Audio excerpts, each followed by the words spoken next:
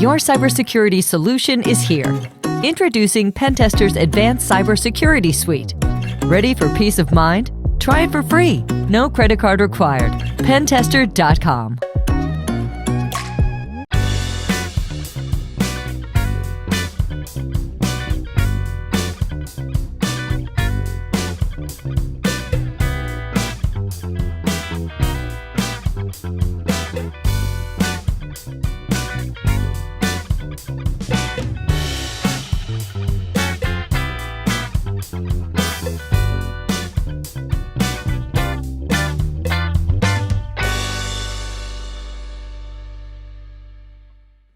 Hi, everybody. My name is Anthony Ruggiano Jr. I want to welcome everybody to Reform Gangsters. And if you like my content, please hit the subscribe button and ring the bell. Also, don't forget about my Patreon. A lot of good content on there and a lot of content coming up. And don't forget about Las Vegas. I'll be in Las Vegas August 6th to the 13th.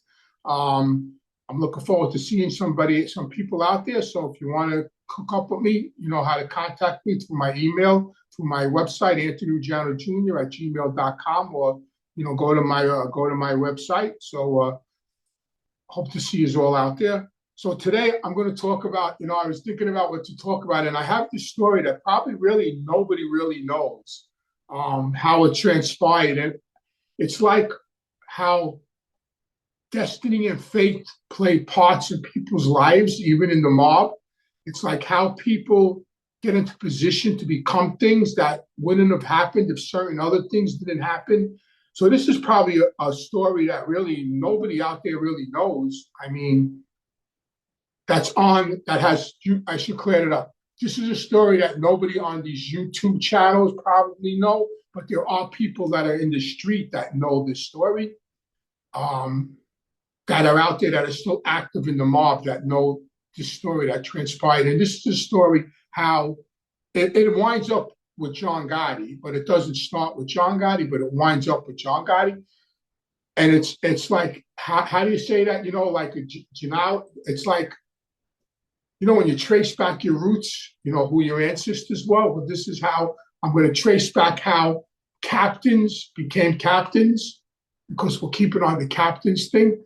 So in the 70s, when Carlo Gambino was the boss, I'm going to call it the Ravenite crew. Okay, because like I said on many occasions, the Ravenite, when I started hanging out in the Ravenite in the early 70s to the day John Gotti became the boss, there was a crew of people that hung out in the Ravenite pretty much on the regular. After John became the boss, the attendance at the Ravenite exploded. And a lot of people that I have never seen in the Ravenite will come into the Ravenite. So I'm going to call it the Ravenite crew. Right before I started coming around, Charlie Fatico, who was Charlie Wagons, was the captain of the Ravenite crew. This is before John Gotti and all these guys were even straightened out. Charlie was the captain of the Ravenite crew, and that consisted of my father, Tony Lee, Frankie Martin, Mike Catalano, and I could go on and on and on. All the guys that were straightened out before the books were opened in the 50s, he was the captain of that crew. For some reason, Carlo Gambino took him down from being a captain. I don't remember the reason, but he took Charlie down from being a captain. At that point, O'Neill had a very close friend named Mike Talley, and this is Mike Talley right here. I'm going to show his picture. So right here, it's Fat Andy, and that's O'Neill, and this guy with the sunglasses right here, that's Mike Talley. The guy with the sunglasses on the other side of O'Neill. My father's on one side with the drink. Mike Talley's on the other side of O'Neill. He was a childhood friend of O'Neill, who was the underboss of the Gambino family. They grew up together. They were very, very tight friends. They make Mike Talley the captain of the Ravenite crew in place of Charlie. This was in the early 70s. When I came around, Mike Talley was the captain of the Ravenite crew. Very tight, nice guy. You could see, nice guy. This picture was in the 70s, nice guy. had money, always at the Raven night every day, were always dressed up, always good to me, and he was the captain. As time goes on, we know Paul Castellano becomes the boss. Mike Talley is the captain of the Raven night crew. And Neil gets sick. Neil gets diagnosed with cancer. For some reason, we believe that other soldiers put him up to it. For some reason, even though Mike was a childhood friend of Neil's, he goes to Paul to lobby to become the underboss when Neil dies. What possessed him to do that? I have no idea. My old man and Tony Lee and everybody had theories that other soldiers put him up to it, to position themselves to become captains and to position themselves to move on in the family, to get more power and all that. Paul turns around, and what does Paul do? He gives them up to Neil and tells Neil what happened. Neil now is irate. Now I'm getting the story from Fat Andy, Tony Lee. I'm getting the story from Reputable. So, and I'm around, Buddy. I'm hanging out with Buddy, Neil's son, so I know what's going on. Neil tells Mike Talley the only reason why he's not going to die is because they were childhood friends. Mike Talley gets chased, never to be seen again. Not killed, chased, packs up, gets his family, and he's gone. Never saw him, never heard from him again. What happens now? Charlie, who now proposed and made John Gotti, who was also the guy that proposed and made Fat Andy, they give him back the stripes. He becomes the captain of the Raven night crew. He's the captain, our official captain. He turns around and he makes this guy Guido Dawes his acting captain. Sharp guy, Guido, really sharp guy. Now everybody's straightened out at this time. John and everybody, they're all made members now. He makes Guido Dawes the acting captain of the Raven night crew, or the Ozone Park crew, whatever you want to call him. At this time, Fat Andy now is getting in trouble. He's going back and forth. He's getting a lot of subpoenas from Suffolk County for grand juries, for contempt of court. He goes away. He does some time for contempt of court. So he's in and out of the mix. Guido now has a Ziganet game. Ziganet was a game that was very, very popular in the 70s and 80s. It was a big money earner for mob guys. I don't even know how to play it. I never played it, but it was called Ziganet. And they had Ziganet clubs that were big-time money makers. And Guido Dawes had one of the biggest Ziganet games in Manhattan that he was at every night. Now, he's the acting captain. He smacks the guy at the Ziganet game. A guy, not a mob guy, just a player. He smacks the guy. The guy must have did something wrong, whatever, and he chases the guy out of the Ziganet game, right? That night, or maybe the next night, or whatever, Guido Dawes leaves the game. He's in the parking lot. He's walking to his car. This guy that he smacked pops up with a gun, kills Guido Dawes, who's Charlie's acting captain. Guido Dawes is dead. Now, who does Charlie make his acting captain? John Gotti, right? Now, so far, all this already happened. Mike Talley gets chased. Charlie becomes the captain. He makes Guido his acting captain. Guido gets killed. John Gotti becomes acting captain. Now, Charlie gets diagnosed with cancer. Now, Neil and Charlie both have cancer. Charlie dies.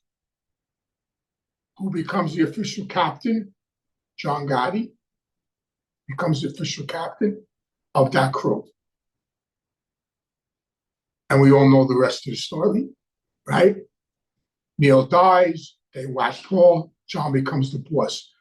So my point is, if Mike Talley, this guy right here, never did what he did and never got chased, Charlie would have never became the captain. Guido would have never became the acting captain.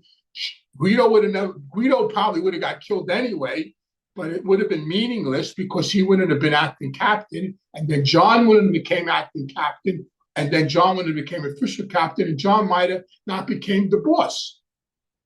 So it's ironic how fate and destiny play a role in people's lives, even in the mob. If certain things didn't happen, certain people wouldn't have got where they got, and it's just, and not a lot of people know that, know these stories. I think it's a cool story about how things happen. A lot of people are going to say, well, why wasn't he the captain? Well, my father was, at that point, he was going back, he was in trouble. He was in Florida. When John became acting captain, my father was in Florida. He was ducking subpoenas from Suffolk County. There was a DA in Suffolk County that was subpoenaing them to death over bookmaking cases. He had contempt of court warrants on him, and he was sneaking in and out of New York at the time. And so, certain things didn't happen, other things wouldn't have happened. And I think it's a really cool story about how people got where they got because of certain situations in other people's lives. But it's ironic that it all started with Mike Talley. For some reason, what possessed him to go to Paul to try to position himself to become underboss, because Neil got diagnosed with cancer and was dying, like a childhood friend. But that's the mob. That's the mob mentality. We always believed that there were soldiers that put him up to it, that nobody would never reveal, because if their names would have been revealed, they probably would have got killed.